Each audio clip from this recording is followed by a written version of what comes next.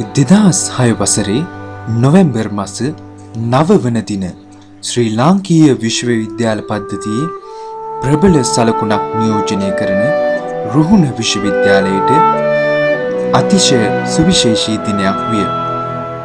මන්ද සාගර විද්‍යාව, මත්ස්‍ය ජීව විද්‍යාව සහ සාරස විද්‍යාව පිළිබඳ අධ්‍යයනය හා උපාධි ප්‍රදානය කරන ශ්‍රී ලංකාවේ පමණක් නොව දකුණු ආසියාවේම ඇති එකම පීඨය ලෙසද රුහුණ විශ්වවිද්‍යාලයේ දීවර සහ සාගර විද්‍යා හා තාක්ෂණ පීඨය එදින විවෘත වීමයි. ශ්‍රී ලංකාව අවට පිහිටා ඇති සුවිසල් සාගරයත් අභ්‍යන්තර ජල සම්පත්, මත්ස්‍ය සම්පත්, සාගර සම්පත් හා ඛනිජ සම්පත් ගැන අධ්‍යයනය කිරීමටත් ශ්‍රී ලංකාවට පමණක් නොව මුළු ලෝකයටම අවශ්‍ය වන ඒ ක්ෂේත්‍රයන්ට අදාළ විද්‍යාඥයන් බිහි කිරීමේ අරමුණු ඇතිව ජාතික හා අන්තර්ජාතික කාලීන අවශ්‍යතාවය මත බිහි වූ මෙම පීඨය ශ්‍රී ලංකාවේ උසස් පෙළ ජීව විද්‍යාව හදාරා ඉහළ සාමර්ථ්‍යයන් සහිතව විශ්වවිද්‍යාල ප්‍රවේශය සඳහා වරම් ලැබූ සිසුවියන්ට විවෘත විය.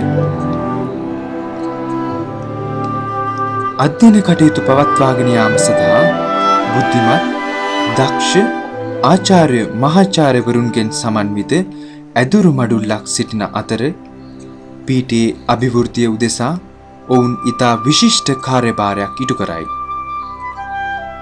එසේම ශ්‍රී ලංකා රජයේ දෙස් විදෙස් රාජ්‍ය නොවන සංවිධාන හා අන්තර්ජාතික ආයතන වලින් ලැබෙන සහාය අති මහත්ය.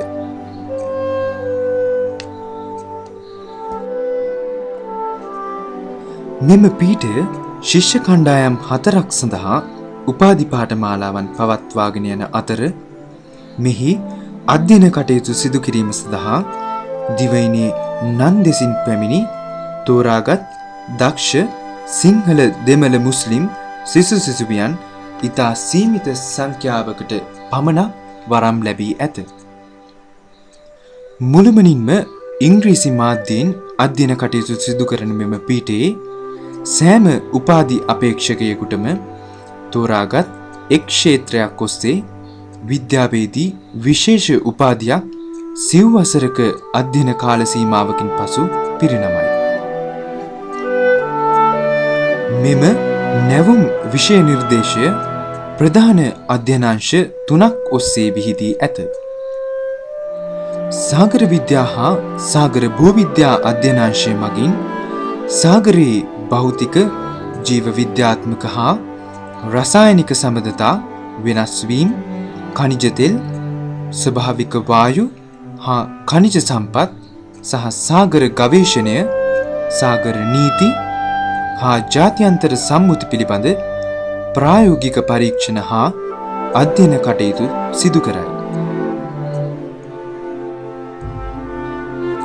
සාරස විද්‍යා අධ්‍යයනාංශය මගින් මිරිදිය ජලජ පද්ධතිවලට අදාළ භෞතික, රසායනික හා ජීව විද්‍යාත්මක වෙනස් වීම හා ඒ ආශ්‍රිත සම්පත් පිළිබඳව අධ්‍යයන කටයුතු හා ප්‍රායෝගික ක්‍රියාකාරකම් සිදු කරයි.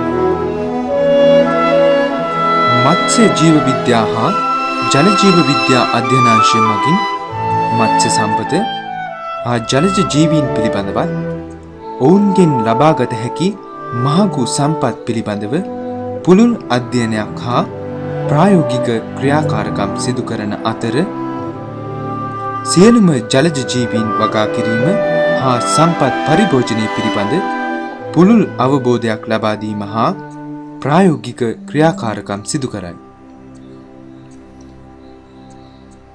දිනෙන් දින නවීකරණය වන ප්‍රායෝගික දැනුමත්, රසායනාගාරවල සිදුවන ප්‍රායෝගික පරීක්ෂණත්, ක්ෂේත්‍ර අධ්‍යයන චාරිකා හා දිගුකාලීන සමීක්ෂණ උපයෝගී කර ගනිමින් ඉතා රසවත් ලෙස පුළුල් දැනුමක් ලබා ගැනීමේ අවස්ථාව උදා වී ඇති අතර එම අවබෝධය තුළින් රටේ හා ගෝලීය සංවර්ධනය සඳහා ඍජු දායකත්වයක් ලබා දීමට උපාධිධාරියා සන්නද්ධ කරයි. ශ්‍රී ලංකාව සතු භූමිය මෙන් කිහිප ගුණයක් විශාල මුහුදු සීමාව තුළ සාගර ජීවීන්, ඛනිජ තෙල්, ස්වභාවික වායු, ඛනිජ සම්පත් අතිමහත්ය.